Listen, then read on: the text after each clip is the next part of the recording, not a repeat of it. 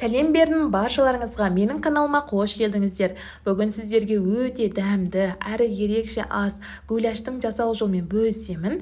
Ең алдымен гуляш тамағымыздың пайдаларын дайындап аламыз. Ол үшін етімізді жақсылап жуып, ұзынша етіп турап аламыз. Мен жылқы етін пайдаландым, тұздалған, қандай болса да міндетті емес. Менің YouTube каналыма тіркелмеген болсаңыздар, тіркеліп, қоңырауша белгісін басып қойсаңыздар, әрбір жаңадан салған видеоларым сіздерге бірінші көрініп отыратын болады.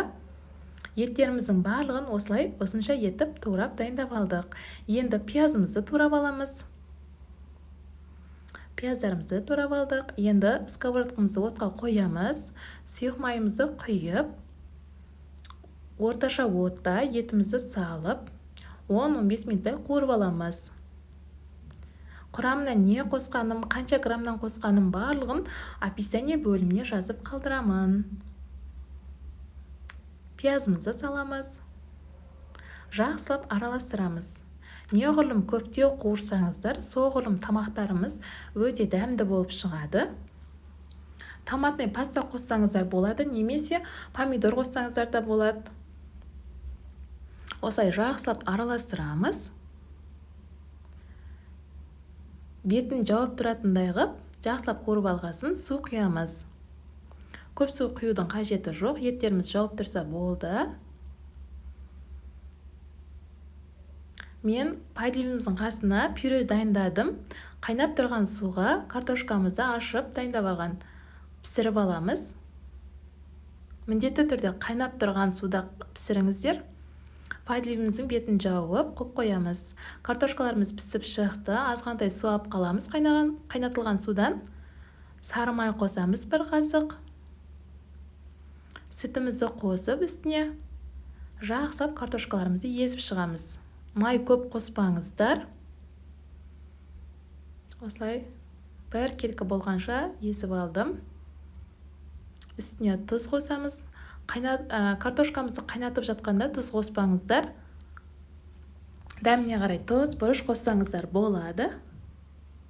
Бір келкі болған қаласаңыздар, осылай миксерлеп алыңыздар картошкамызды. Пюреміз өте әдемі болып шығады. Осылай бір келкі болып шықты пюреміз. Пюремізді дайындап алдық. Енді пайдалымыздың осылай соус дайындаймыз. Кастрөлімізді құрғақтай ғып, ұн қосамыз. Орташа отта, жай отта араластырып отыра, қоңыр түске енгенше ұнымыз араластырып отырамыз. Гуляш тамағымыздың ерекшелігі осында, соусында өте дәмді болып шығады. Осылай қоңыр түске енеді. Пайдалымыз қайнап жатыр. Енді тұзын қосамыз. Көп тұз қосқан жоқпын мен. Етім тұздалғандықтан өздеріңіз дәміне қарай көресіздер. Дайындап алған ұнымыздың үстіне сүт немесе су қоссаңыздар болады. Жақсылап араластырамыз. Соусымызға осылай араластырып дайындап алдық. Енді қайнап тұрған пайдалымызде дайындап алған соусымызды қосып, жақсылап араластырамыз. Суын көптеу болған қаласаңыздар, су қосуға болады. Пайдалымыз сұйықта болған қаласаңыздар. Осылай бетін жауып 10-15 минуттай қайнатуға қоямыз. Енді алдын ала дайындап алған пюремізді тарелкамызға орналастырып,